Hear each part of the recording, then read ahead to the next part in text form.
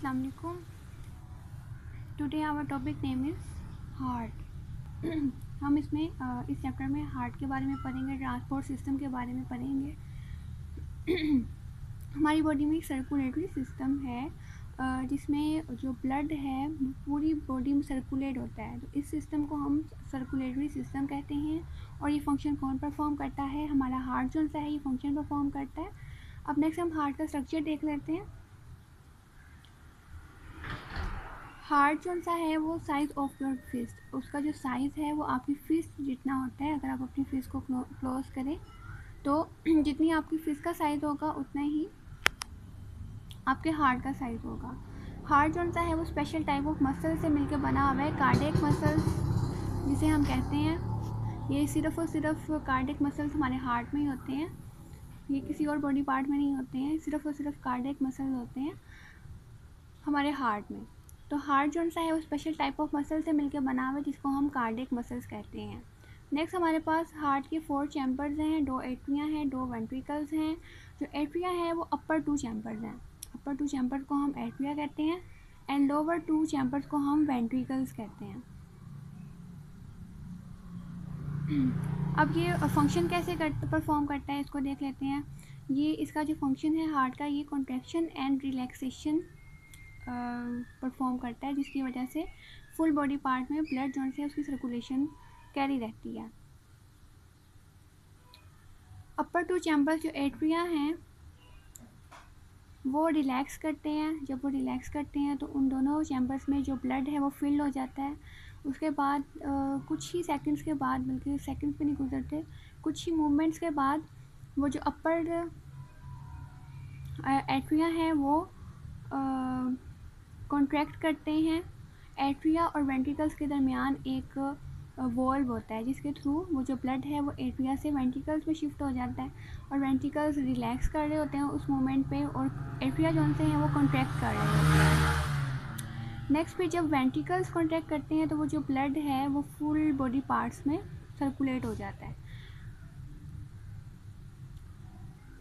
उसमें heart beat, अगर हम हार्ट बीट की डेफिनेशन देखें तो हार्ट बीट हमारे पास है 1 कंप्लीट कॉन्ट्रैक्शन एंड रिलैक्सेशन।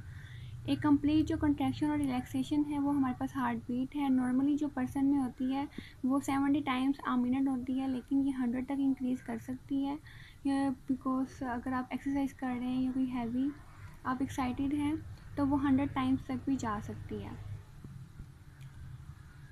तो ये था हार्ट का फंक्शन। इसमें जो हार्ट है इसको भी अब ब्लड भी इसको भी चाहिए ऑक्सीजन और फूड। इसमें एक कोरोनरी आर्टरी होती है जो कि इसको ऑक्सीजन और फूड प्रोवाइड करती है। नेक्स्ट अगर हम बात करें कि ये जो ब्लड है ये किसके थ्रू पूरी फुल बॉडी में ट्रांसफ़र होता है, क्योंकि हार्ट का तो काम जस्ट पंपिंग करना है, वो एक पंपिंग ऑर्गन है। तो ब्लड वेसल्स हैं हमारे पास, ये ऐसी वेसल्स हैं जिसमें ब्लड जो है वो फ्लो करता है और फुल बॉडी पार्ट तक ये ट्रांसफ़र होता है। इसमें ब्लड वेसल्स में हमारे पास 3 टाइप्स की ब्लड वेसल्स हैं, आर्टरीज़ हैं, कैपिलरीज़ हैं और वेन्स हैं।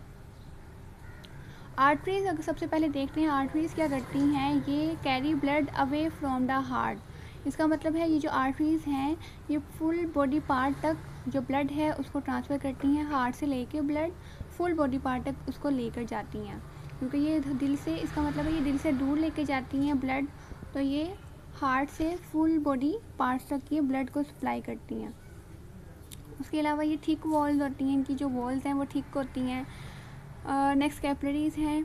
आर्टरी जो सी हैं उसके बाद आर्टरीज़ ही टिश्यूज़ में जाकर, जहाँ पर उन्होंने फूड और ऑक्सीजन सप्लाई करनी होती है टिश्यूज़ को, वहाँ पर जाके उनकी जो मज़ीद और पहले वो थिक वॉल्स होती हैं आर्टरीज़, उसके बाद मज़ीद और वो ब्रांच लेक स्ट्रक्चर में चेंज हो के वो थिन वॉल्ड हो जाती हैं।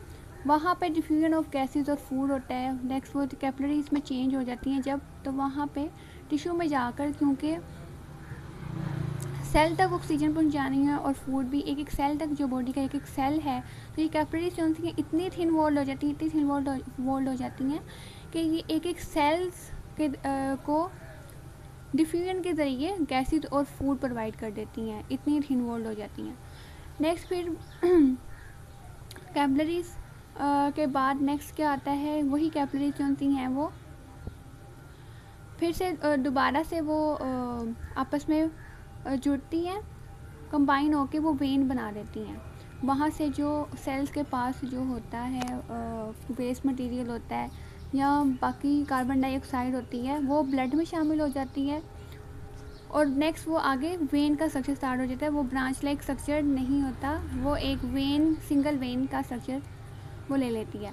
और फिर वो carry blood to the heart, वो जो डीऑक्सीजनेटेड ब्लड होता है, जो उसमें वेस्ट मटेरियल वगैरह होते हैं, कार्बन डाइऑक्साइड वगैरह होती है, वो सारी जो ब्लड है, वो जो गंदा खून है, उसको वो लेकर हार्ट के पास लेके जाती है, ताकि हार्ट जो सा है उसको दोबारा से ऑक्सीजनेटेड करने के लिए उसको लंग्स के पास भेजे।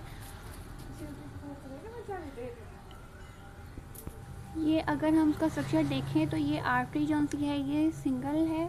नेक्स्ट ये कैपिलरी जब ब्रांच लाइक स्ट्रक्चर में चेंज हो जाती है, जहाँ पे ऑक्सीजन का एक्सचेंज ऑफ गैसेस होता है एंड फूड होती है। नेक्स्ट फिर वो जो वेस्ट प्रोडक्ट है वो सेल से कलेक्ट करके वो ब्लड वेसल वेन में कन्वर्ट हो जाती है।